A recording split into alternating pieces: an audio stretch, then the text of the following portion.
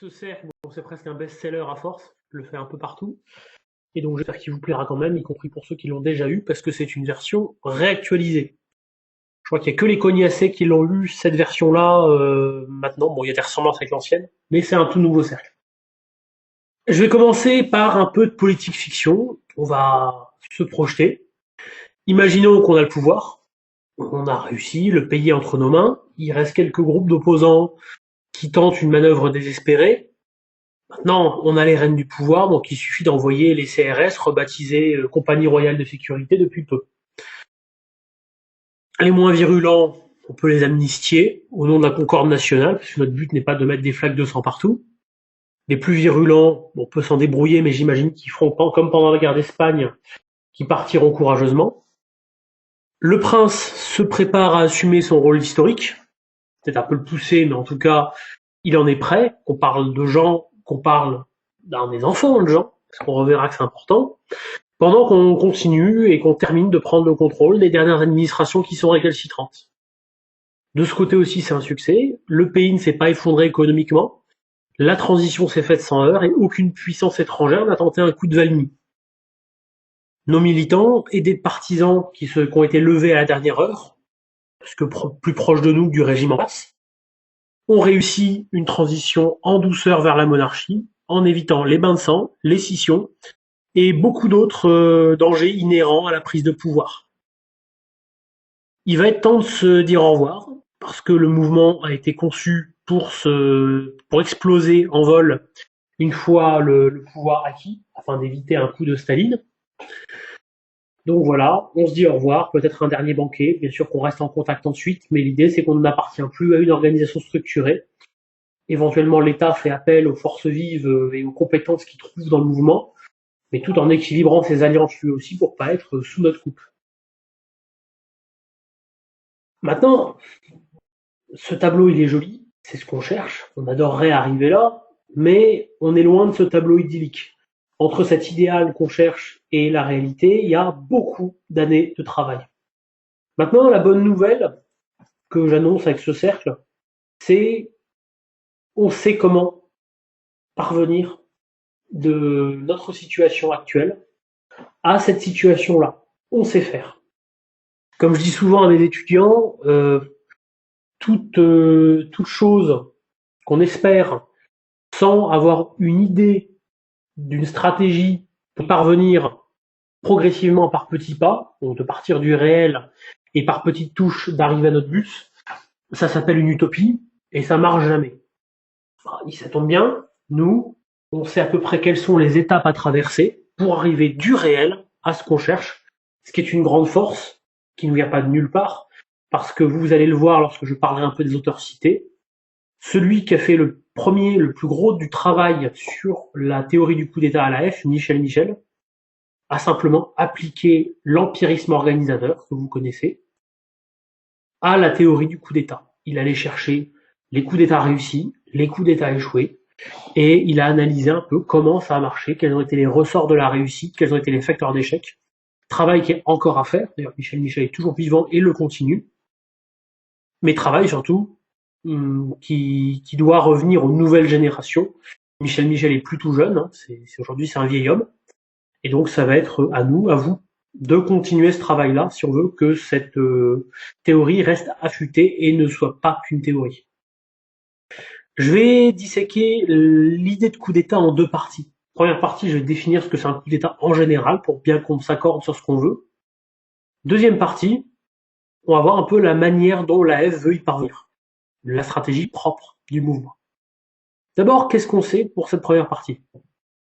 Pour Maurras, le coup d'État, c'est une nécessité, comme le disait Nicolas à l'instant, à partir du moment où on comprend que la République n'est pas réformable. C'est pas qu'on souhaite un coup d'État parce qu'on est des gens méchants qui adoreront quand ça pète et qui adoreront péter des genoux. Pas du tout ça. Bien au contraire, pour qui connaît un peu les gens de ce mouvement d'ailleurs, c'est surtout que c'est une nécessité. La République n'est pas réformable. À savoir, pour reprendre la même chose que tout à l'heure, ce serait une utopie de vouloir transformer la République jusqu'à arriver à ce qu'on veut. Il n'y a aucun chemin qui nous a été proposé depuis les fondations du mouvement permettant de partir de la situation actuelle et d'arriver à ce qu'on veut, donc à savoir une France qui soit souveraine, une France qui soit forte, une France qui soit en fait un beau pays qui rayonne, sans passer par la case abattre la République, tout simplement. C'est pour ça qu'on veut un coup d'État. Parce qu'on ne nous a toujours pas contredit sur le fait qu'il est nécessaire de se débarrasser de ce régime pour arriver à ce qu'on souhaite.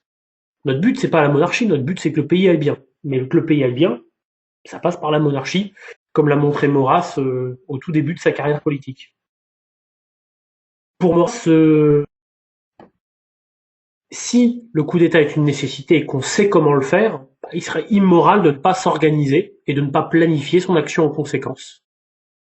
Chirac résume ça en une phrase, chaque pas doit être un but. Être un militant efficace dès qu'on a compris et qu'on a fini sa formation initiale, c'est s'organiser en vue de ce but-là, même s'il est lointain, et on verra qu'il y a quand même du travail, même s'il est lointain.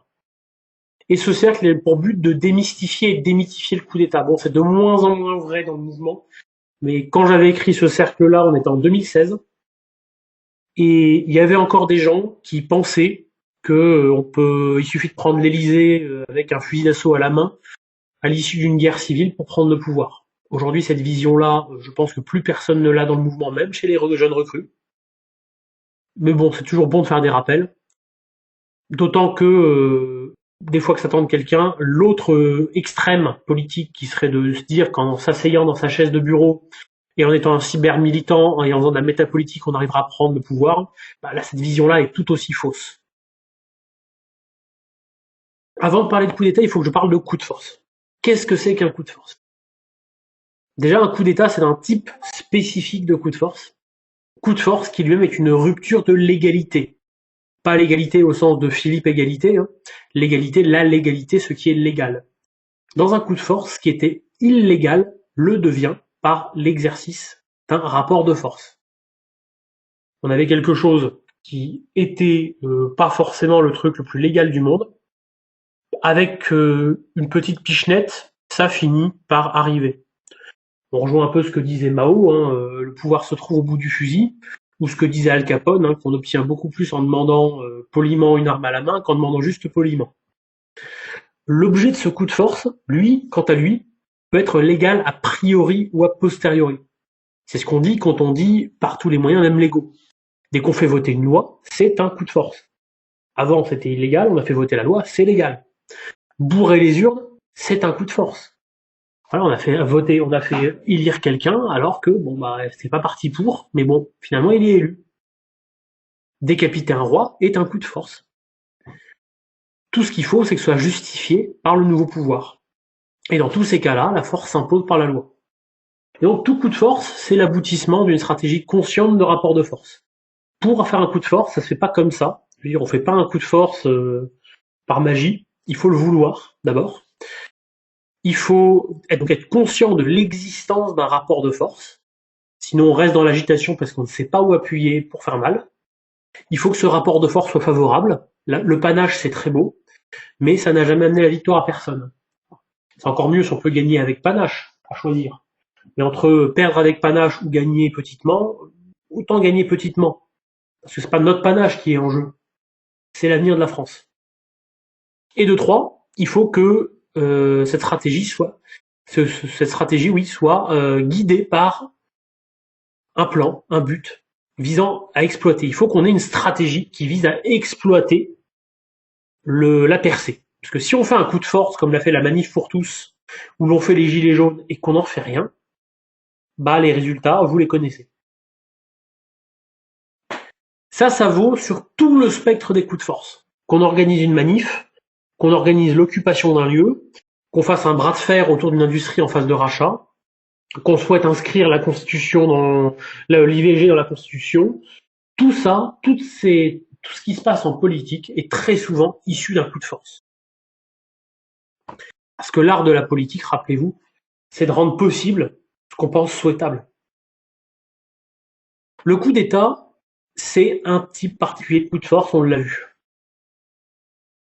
On sait que c'est le plus difficile, mais aussi le seul apte à amener les changements qu'on souhaite amener. Le coup d'État vise à remplacer l'appareil d'État et parfois le régime. Pour ce qui nous concerne, ça vise à remplacer le régime et l'appareil d'État. On sait également que dans l'histoire, la structure la plus optimisée pour faire des coups de force, enfin des coups d'État, ça s'appelle un parti. Le problème du parti, c'est qu'une fois qu'il a le pouvoir, il est incapable de réformer. Donc c'est pas la bonne voie. Je pense qu'on doit s'inspirer des méthodes des partis, tout en se gardant bien de récupérer totalement tout ce qu'ils font, parce qu'on sait que si on monte un parti, bah ok, on va peut-être arriver à prendre le pouvoir, mais pour en faire quelque chose derrière, autre chose en tout cas que de s'en mettre plein les fouilles, bah ça marche plutôt mal. Ensuite, on sait que tout coup d'État se fait à 3 conditions. Il faut une situation de crise en 1, un peuple non hostile en 2, et un appareil prêt à exploiter la situation en 3. Pour ce qui concerne la France, on sait que les crises ne seront jamais un problème, parce qu'il y en a tout le temps. Là, il y a eu les paysans à l'instant, il y a eu les gilets jaunes il y a quelque temps, les marins pêcheurs vont peut-être s'y mettre. Enfin, je ne fais pas un dessin, il y a tout le temps des crises en France. La République est une machine à organiser les crises et surtout à utiliser les crises pour avancer ses billes. Il nous suffit juste de faire pareil, tout simplement. La non-hostilité du peuple, elle est également pas très difficile à obtenir. En dehors de groupes de militants, la plupart des gens, vous le remarquerez dans l'histoire, enfin vous remarquez la période 1930-1950, la population générale a crié vive le Front populaire, vive De Gaulle, vive Pétain, vive les Anglais, parfois pour certains, vive Hitler, dans un intervalle de temps assez bref. Donc la population souvent ne sait pas trop ce qu'elle veut à la tête de l'État. La population a très souvent, et sa doctrine maurassienne, une idée assez ferme de ce qu'elle veut localement, de ce qu'elle veut pour son métier. Demander à une infirmière ce qu'elle veut pour le système de santé, elle en aura une idée assez précise. En termes de politique générale, très souvent, la plupart des gens sont des neutres, ce qu'on appelle des neutres, donc basiquement des suiveurs. Donc la non-hostilité n'est pas très difficile non plus si on n'est pas un épouvantail, si on n'est pas des marginaux et qu'on ne transpire pas la marginalité dans chacun de nos actes. Comme disait Lénine, pour faire une révolution, pas besoin de révolutionnaire, il suffit de laisser agir les dirigeants. Que signifie cette phrase? C'est qu'en plus de ça, on a un gros allié dans notre combat qui s'appelle la République, qui est tout à fait capable de se rendre tellement impopulaire qu'à côté d'elle, n'importe qui paraît sympathique et rendra le peuple non hostile. Pourquoi est-ce qu'on cherche la non-hostilité? Je vais m'arrêter là-dessus un tout petit peu, parce que ça sert à rien d'aller au-delà. C'est très difficile de transformer des neutres en engagés en propagande. Quelqu'un qui est neutre, très souvent, sera neutre quelle que soit la cause. C'est très souvent la ménagère de moins de 50 ans. Pour la faire agir en politique, quel que soit le parti ou le mouvement, ça va être extrêmement compliqué. Et également, c'est une question d'économie de moyens. Est-ce qu'on a besoin d'autre chose? Est-ce qu'on a besoin de faire plus? Non. On a besoin aujourd'hui de recruter des cadres, demain éventuellement des partisans en plus des cadres. On n'a pas besoin que le peuple nous soutienne ardemment. Or, il est plus facile d'avoir un peuple non hostile qu'un peuple complètement ardent, rêvant de monarchie. Troisième raison, on voit très bien ce qui se passe quand on arrive à chauffer un peuple à blanc, c'est qu'on perd le contrôle. Vous regardez la Révolution française, pas sûr que les révolutionnaires de 89 et de 90 soient tout à fait d'accord avec ce qui s'est passé ensuite, parce que le peuple a été chauffé à blanc. Donc, sur les 3 problèmes de départ, il nous en reste qu'un seul, à savoir la constitution d'un appareil. Ça simplifie quand même beaucoup l'équation, il y a moins de choses à retenir. Si jamais vous avez un questionnaire là-dessus au camp, il n'y a que ça à retenir. Prendre le pouvoir pour un mouvement contemporain en France, c'est juste arriver à être assez intelligent pour constituer un appareil correct, sans se prendre les pieds dans le tapis et sans exploser en plein vol parce qu'on a recruté n'importe qui. Globalement, pour résumer. Je dis ça a l'air simple quand je le dis. Aucun mouvement révolutionnaire n'a réussi, AF comprise, à ça depuis 1870. Donc, comme disait Nicolas tout à l'heure, la République, ok, elle gouverne mal, mais elle se défend extrêmement bien, parce qu'elle a jamais s'est jamais laissé déborder par un quelconque mouvement depuis cette date-là. Alors, est-ce que c'est que la République se défend bien, ou est-ce que c'est qu'on est quand même vachement des quiches depuis la guerre de 70? Je dirais un peu des deux. Parce que les mouvements, qu'ils soient patriotes ou qu'ils soient gauchistes, ont jamais été trop peuplés de lumière, même si ça s'améliore devant l'urgence dans laquelle est le pays. Il y a beaucoup de gens, vous regardez les années 70, 80, qui prenaient pas plus que ça la cause au sérieux, parce que ça allait encore, tout simplement. Aujourd'hui, la plupart des gens qui rentrent prennent suffisamment au sérieux les risques que ce pays meure. Donc, théoriquement, passer, on va dire, l'immaturité jusqu'à 20 ans, 21 ans, une fois que ce stade-là est passé, la plupart des gens prennent au sérieux cette cause et voient tous les sacrifices que ça implique, mais également les enjeux, la disparition d'un pays. Il y a maintenant 50 ans, Michel Michel, donc j'en ai parlé tout à l'heure, sociologue de son état, mais également cadre du mouvement, présentait sa théorie du coup d'État. Et ce cercle est en droite ligne de ça, parce qu'on n'a pas d'actualisation majeure de ce schéma-là. Le schéma à 5 étapes que je vais vous présenter est valide aujourd'hui. Je ne dis pas qu'on n'a pas fait largement évoluer le contenu de chacune de ces étapes, en fonction de ce qu'on a appris, des retours d'expérience qu'on a eus, mais le principe des 5 étapes est resté le même.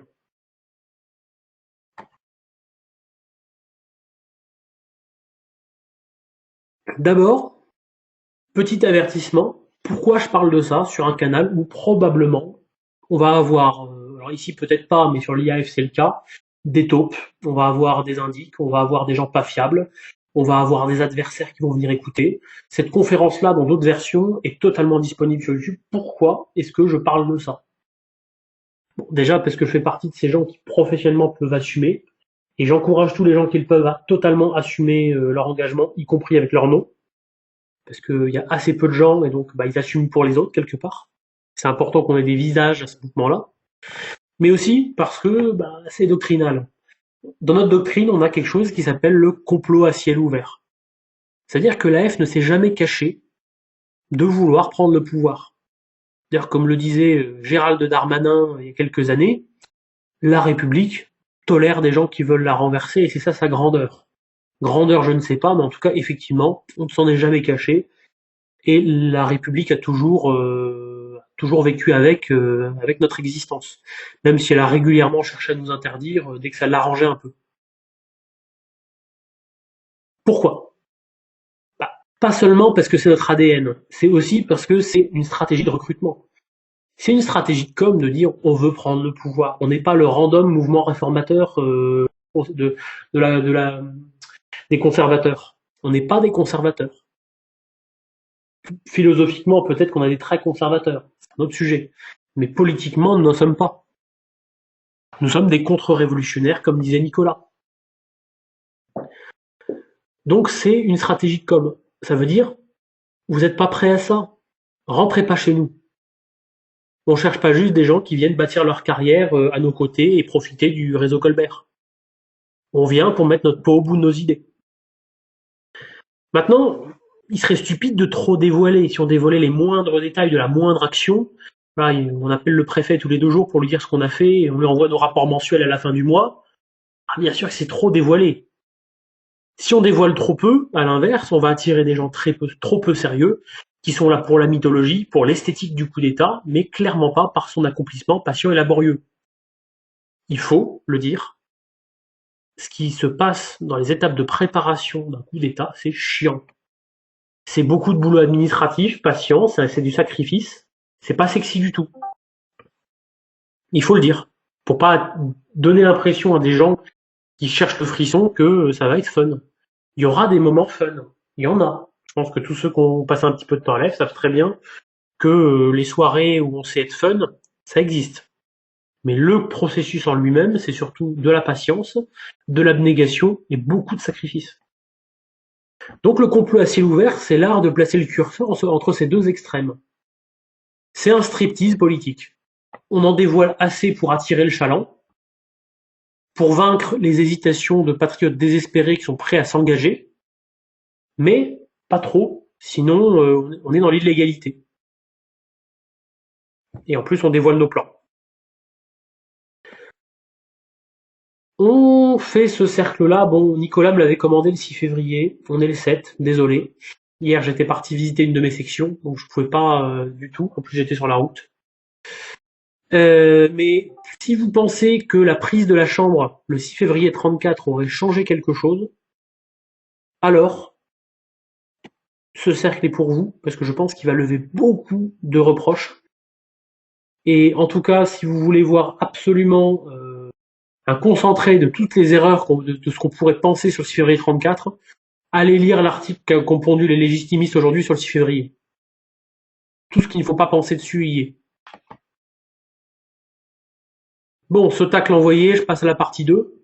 On va parler de la théorie du coup d'État à l'AF proprement dite. Donc chez Michel Michel, comme je disais, ce coup d'État, il se fait en 5 étapes. Première étape, mouvement école. Deuxième étape, la conquête des secteurs utiles de la société civile. Non trop long, donc on le raccourcit très souvent en la conquête des secteurs utiles, tout simplement. Étape 3, c'est le fer de lance. Étape 4, c'est le coup d'État proprement dit. Et étape 5, la consolidation du pouvoir. D'abord, il faut que je dise que ces étapes-là, faut pas les voir comme voilà, des balles dans un revolver ou comme des étapes successives. Il faut plutôt voir ça comme quelqu'un qui construit un bâtiment alors qu'il n'a pas totalement le budget. D'abord, on bâtit notre socle, notre rez-de-chaussée, le mouvement école, c'est là qu'il y a la porte d'entrée que les gens rentrent. Dès qu'on a assez de budget et d'effectifs, on bâtit le deuxième étage par-dessus, puis le troisième, puis le quatrième, puis le dernier. Et après, on rase tout. C'est plutôt comme ça qu'il faut le voir. La porte d'entrée étant au rez-de-chaussée, parce qu'on fait rentrer les gens par le mouvement école. Maintenant, on va détailler chaque étape, dans chacune des sous-parties. D'abord, le mouvement école. C'est l'origine de tout, c'est là qu'on bâtit une doctrine, c'est là qu'on recrute des militants, qu'on les forme, qu'on les entraîne, qu'on les sélectionne, etc.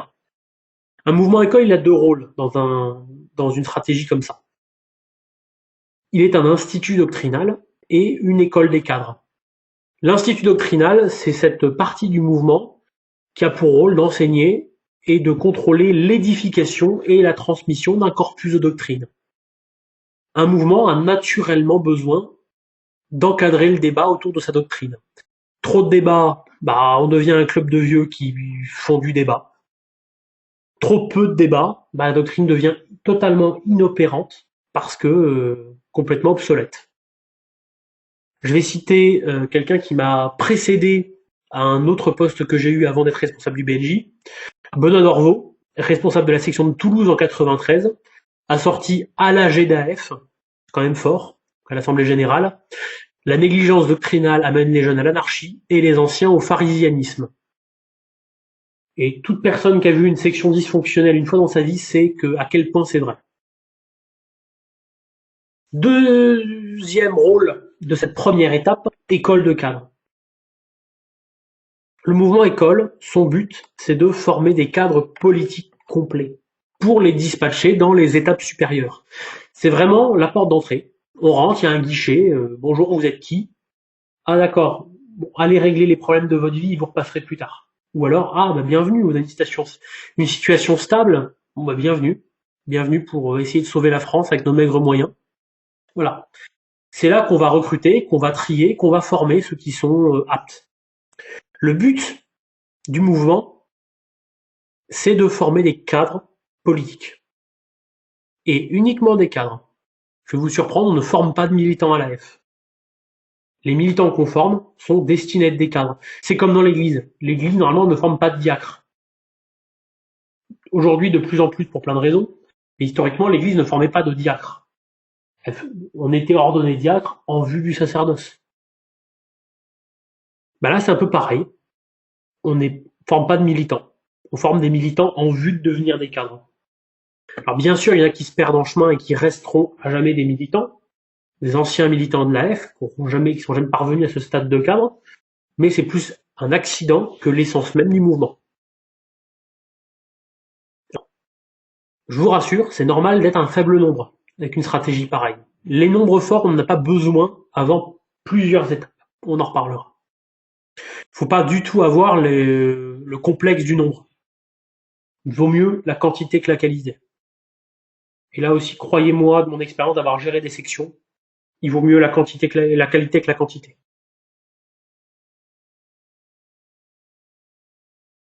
Deuxième étape, une fois qu'on a formé des cadres, il faut en faire quelque chose. Donc, une partie des cadres resteront dans le mouvement école pour encadrer ce mouvement école, former les générations suivantes. C'est les futurs chefs de section, c'est les futurs présidents de fédé, les futurs cadres nationaux. Il y en a qui vont rester là. D'autres qui vont avoir d'autres rôles. Et sachant qu'un cadre peut très bien bouger de l'un à l'autre au cours de sa vie, c'est pas interdit. La deuxième étape, c'est la conquête des secteurs utiles de la société. Cette seconde étape, son outil, ça s'appelle l'organisation. Une organisation, c'est quoi? C'est un appareil au centre qui pilote, des satellites visibles, librairie de Flore, enfin tous les machins en Flore que vous voyez, ce sont des satellites visibles. Tout le monde sait que c'est la F.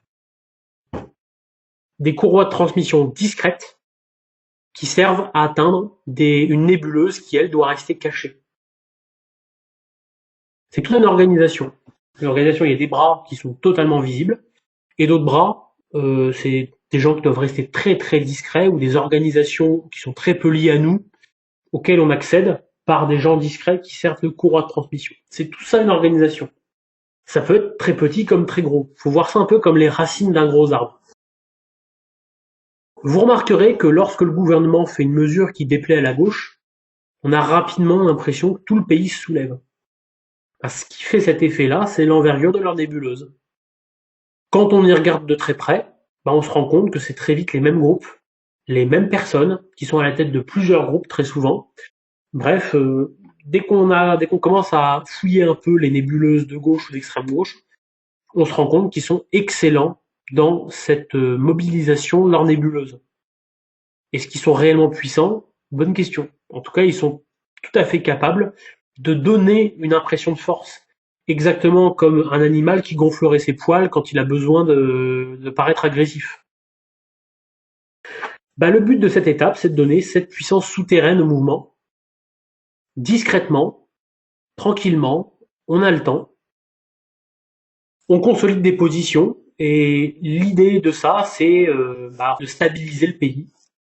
Et on en aura besoin parce que c'est cette étape qui est garante de la passivité des foules après une prise de pouvoir. Cette phase, elle est encadrée par un appareil centralisé qui coordonne les initiatives et qui donne les directions. Tous les secteurs ne sont pas profitables, on a de maigres forces parce qu'on a un mouvement du petit nombre, on a un mouvement de cadre, donc il faut qu'il y ait quelqu'un qui dise où est-ce que les ressources les plus précieuses se trouvent pour qu'on puisse diriger nos efforts vers ces ressources-là et pas d'autres. Ces ressources, ça peut être des viviers de recrutement, ça peut être des leviers.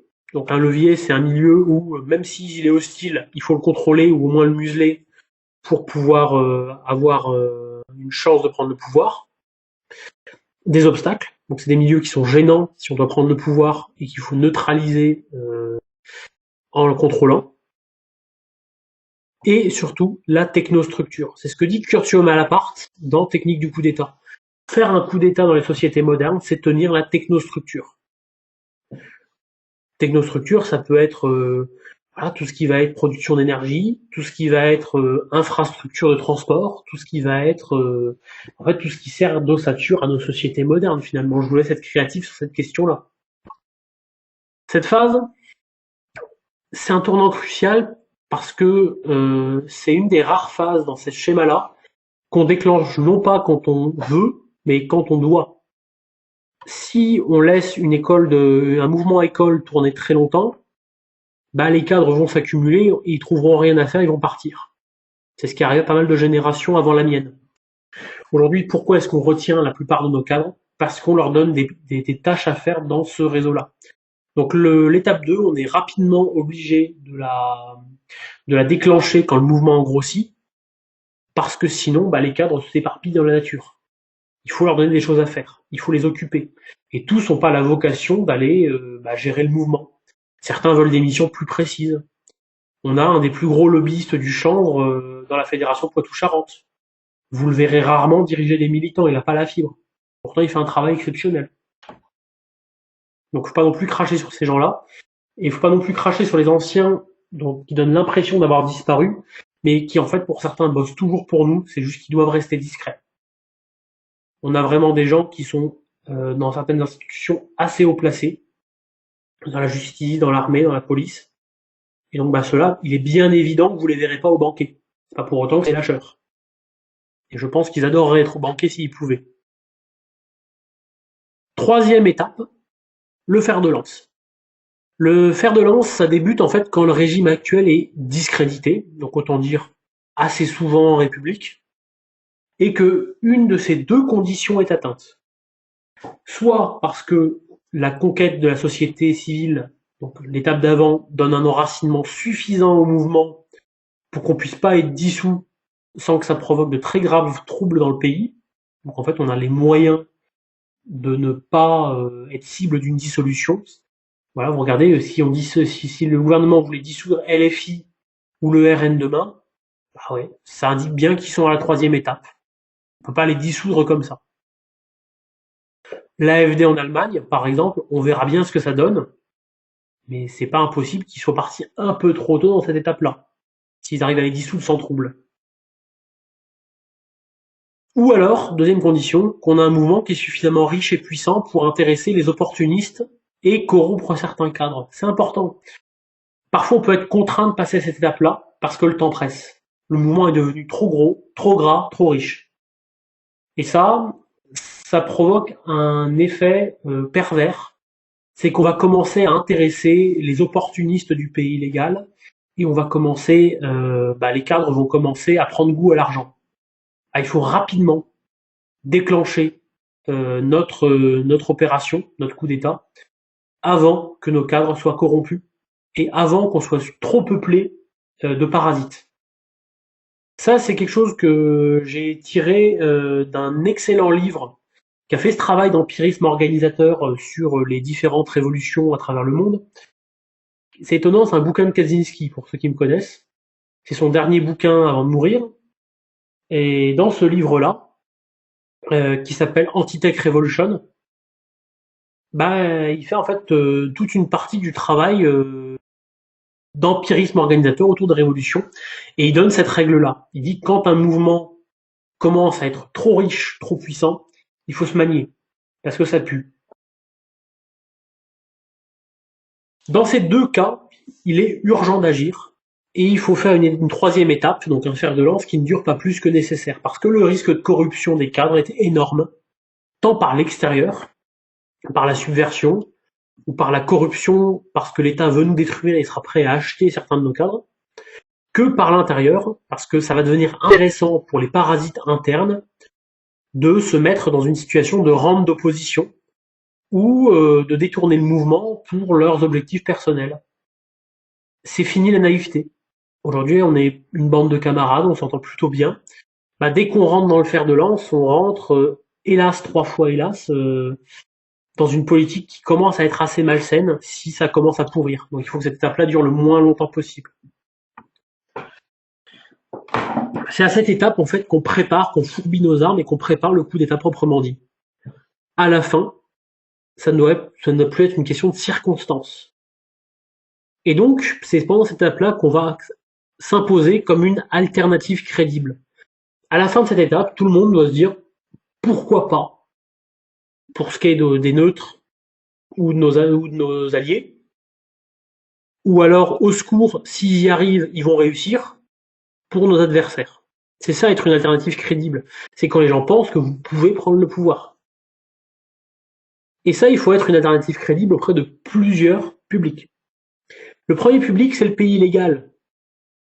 Quand un mouvement s'approche du pouvoir, il va être rejoint par les tièdes et les opportunistes.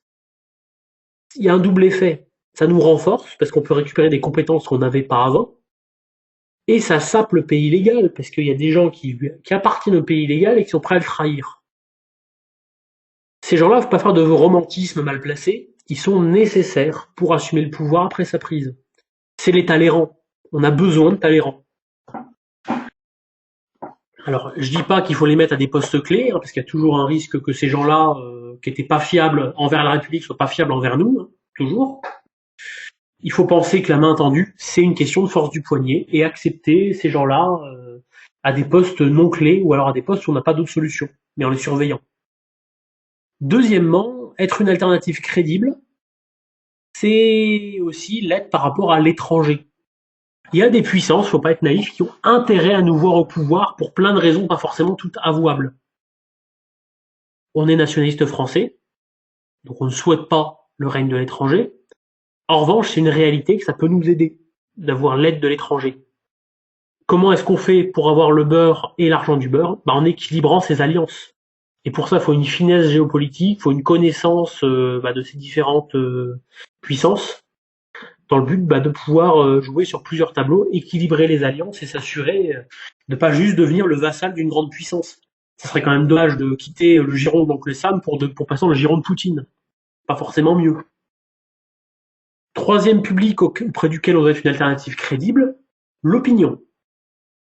Si elle a été correctement travaillée lors de l'étape 2, normalement, l'opinion va excréter à cette étape-là une masse de partisans. Qu'est-ce que c'est qu'un partisan? C'est tous ces gens qui sont pour nous, qui sont prêts à s'engager, mais qu'on ne veut surtout pas comme cadre. Je vous fais pas un dessin. Et c'est tous ces gens-là qui nous sont totalement inutiles pour faire un travail de réseautage de l'étape 2 ou pour former des cadres. Ces gens-là, ils vont nous être utiles à l'étape 3. En les mobilisant, on peut se créer des troupes supplémentaires dont on manque cruellement. Gramsci disait que le problème de l'AF, c'est que c'est une école d'officiers. Je pense pas que ce soit un problème, à condition que ces officiers, qui sont les cadres, se trouvent des troupes juste à temps, donc juste au moment où ils en ont besoin, donc juste avant l'étape 4. Il y a également le prince. Parce que le prince, en fait, il va flipper.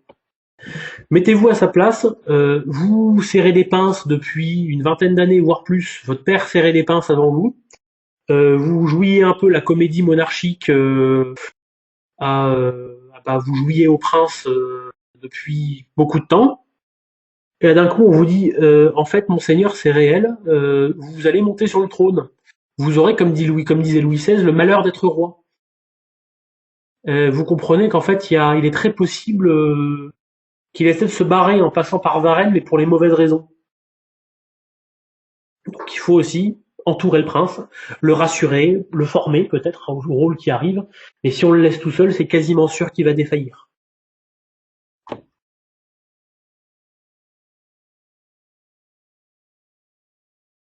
C'est à l'étape 3 que le mouvement peut commencer à déstabiliser l'État. Pourquoi? Parce qu'avant, ce serait irresponsable. Totalement irresponsable. Imaginons qu'aujourd'hui, on déstabilise l'État et on y arrive. Ça s'effondre. Quelles sont nos chances de prendre le pouvoir? Quelles sont même plus largement les chances qu'un pouvoir patriote, pour rester large, prenne le pouvoir? Quasiment aucune. Ce sera probablement encore plus le chaos que maintenant. Donc il est de notre responsabilité, pour l'instant, de garder le moindre mal qu'est la République tant qu'on n'est pas en capacité de prendre le pouvoir. Par contre, à l'étape 3, on peut commencer à déstabiliser l'État. On est une alternative crédible. On a les compétences pour reprendre. Donc là, ce n'est plus irresponsable.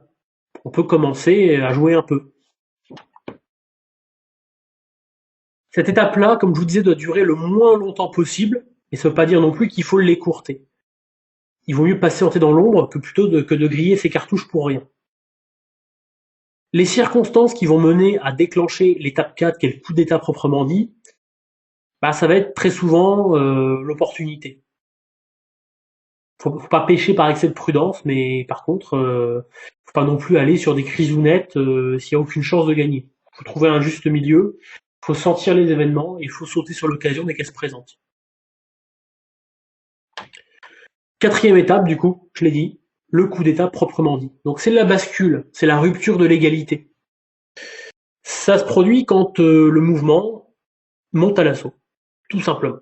Que ce soit violemment, dans le cadre d'une stratégie insurrectionnelle, ou de manière plus feutrée, via une stratégie institutionnelle. C'est pas interdit de mener les deux de front, et d'ailleurs les stratégies hybrides sont majoritaires parmi les coups d'état victorieux. Une stratégie hybride, c'est quand on va avoir une partie de l'appareil qui coordonne une stratégie institutionnelle et une autre partie qui s'occupe d'une insurrection. Je donne des exemples de coups d'État réussis de cette manière. La marche sur Rome, Mussolini. Il y a eu une paralysie parlementaire orchestrée par les fascistes. Hitler, qui a utilisé habilement les insurrections des communistes comme un repoussoir. Ou même un demi-échec, mais aussi une demi-réussite, donc mai 68, qui a complètement foiré sa stratégie insurrectionnelle et qui a pu trouver un repli, un refuge, dans les institutions. En plus, en ce qui nous concerne, on a une dualité prince-mouvement qui nous permet des possibilités stratégiques supplémentaires. On pourrait parfaitement envisager, et ça a été envisagé dans l'histoire de l'AF, que le prince mène un volet institutionnel et l'appareil un volet insurrectionnel. C'est pas interdit. Le plus dur dans cette étape-là, en fait, c'est surtout psychologique. On est des militants globalement plutôt gentils, subtils, tolérants au bon sens du terme. Hein. Je parle pas de la gauchisterie, juste tolérants, voilà, au sens où on arrive quand même à vivre en intelligence avec des gens assez différents de nous. Or, dans cette étape-là, on doit devenir binaire pour triompher. Et ça, tous ceux qui ont analysé les coups d'État réussis sont formels. Une fois que le Rubicon est franchi, il n'y a plus de gris, il n'y a que du noir et du blanc, des gentils, des méchants.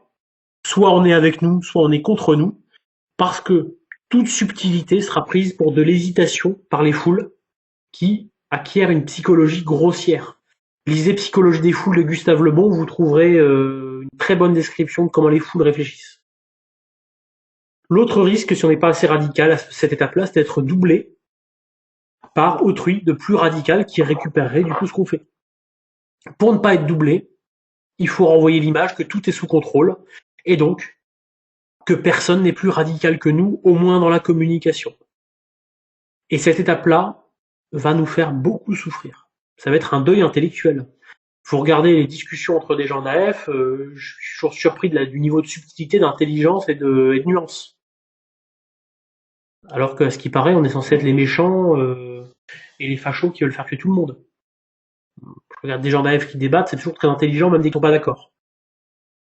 Donc pour nous, on va avoir un gros problème psychologique à se mettre en condition que le jour J et les jours qui suivent, il faut être binaire. Il y a pas de lui moyennement gentil, non. C'est ok, pas ok. C'est binaire. On aura beaucoup de mal. La chance qu'on a, c'est que contrairement à beaucoup de mouvements qui sont passés sur ce chemin-là avant nous, on a quelqu'un qui peut servir de modérateur. C'est un peu comme dans une centrale nucléaire. Bah oui, vous avez une réaction en chaîne qui va se créer parce qu'il y aura une course à la radicalité, mais on a un modérateur qui s'appelle le prince. Et ça, c'est une force que peu de courants politiques ont. On arrive à la 5e étape, avec la conservation du pouvoir. Si tout a été correctement préparé, comme disait Maurras, normalement c'est censé être une opération de police.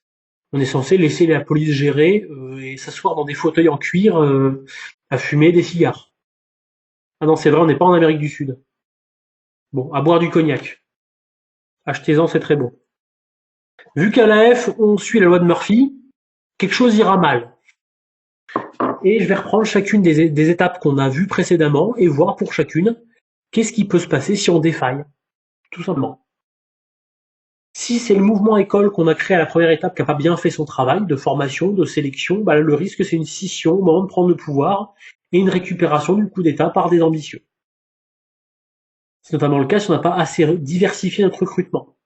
La tendance la plus forte, la motion la plus forte, sera de tenter de garder le pouvoir. J'ai dit la plus forte, pas forcément la plus nombreuse. Regardez les bolcheviks. Un mouvement diversifié dont les différentes tendances se rassemblent derrière un objectif commun, mais sinon ont finalement pas mal de différences, bah ça donne un mouvement auto-explosif. Une fois qu'on atteint le but, ça explose tout seul, ce qui évite beaucoup de problèmes.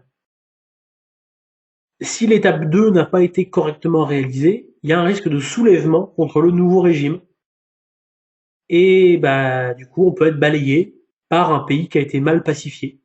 On peut se manger une révolte des gilets jaunes puissance 10 000 sans qu'on sache trop d'où elle sort et être balayé simplement par un peuple qui n'est pas assez non hostile. Et ça peut finir par une guerre civile. Si l'étape 3 n'a pas été correctement réalisée, c'est l'effondrement du pays, il reste. Pas forcément reluisant non plus. Je vous rappelle que notre but, c'est de prendre le pays, de prendre le pouvoir pour instaurer un roi. Et pourquoi est-ce qu'on va instaurer un roi? Pour que la France aille mieux. Donc si dans l'équation, on commence par tout raser pour qu'on puisse repartir sur des bases saines, c'est une vision totalement romantique et c'est pas ce qu'on veut. On ne veut pas tout raser. On ne veut pas le mal du pays. Il y a sans doute des choses à refaire, des choses aussi à éliminer, mais on ne veut pas tout raser dans le pays pour tout refaire. On n'a pas envie de repartir à la même situation qu'à la fin de l'Empire romain. Et encore, il y avait des évêques. Aujourd'hui, est-ce que les évêques seraient capables de régner? Je suis pas sûr. L'autre risque à la fin d'étape 3, si c'est mal réalisé, c'est le putsch de l'étranger. Voilà, vous avez la puissance étrangère qui était soi-disant notre amie, qui nomme elle présidente de la France et gouverne avec un fantoche. C'est pas non plus ce qu'on souhaite. Là, même si ces deux cas-là arrivaient, donc champ de ruines ou récupération étrangère, on arriverait même à une situation pire qu'aujourd'hui. À savoir le règne pur et simple de l'étranger. On arrivera à l'occupation allemande en 40. Si c'est l'étape 4 qui a été mal faite, là, le risque, c'est que l'ancien pouvoir soit pas totalement mort, se relève et revienne à la charge. Et on obtient une jolie guerre de sécession. Donc vous voyez que cette cinquième étape, cette dernière étape, elle est la plus difficile parce qu'elle est tributaire de toutes les étapes précédentes. En fait, on paye l'addition et on se contente de subir. L'étape de conservation du pouvoir, en fait, n'a pas beaucoup de marge de manœuvre. C'est, vous arrivez à la caisse et vous payez l'addition. Quoi qu'il arrive, cette étape de conservation du pouvoir devra mener rapidement à l'instauration du prince.